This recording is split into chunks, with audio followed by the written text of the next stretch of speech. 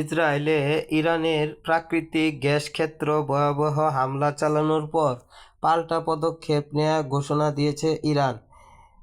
Middle east আইয়ের প্রতিবেদনে বলা হয়েছে, এই ঘটনার পর ইরান, সৌদি আরব, কাতার এবং সংযুক্ত আরব আমিরাতকে তাদের নিজস্ব পেট্রোকেমিক্যাল ও জ্বালানি স্থাপনাগুলো দ্রুত খালি করার নির্দেশ দিয়েছে।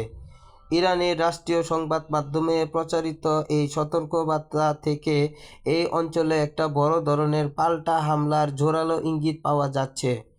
মূলত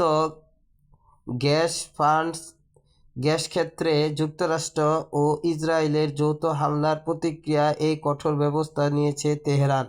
উদ্বুদ্ধ পরিস্থিতিতে পুরো মধ্যপ্রাচ্যের জ্বালানি খাতে বড় ধরনের বিপর্যয়ের আশঙ্কা করা হচ্ছে।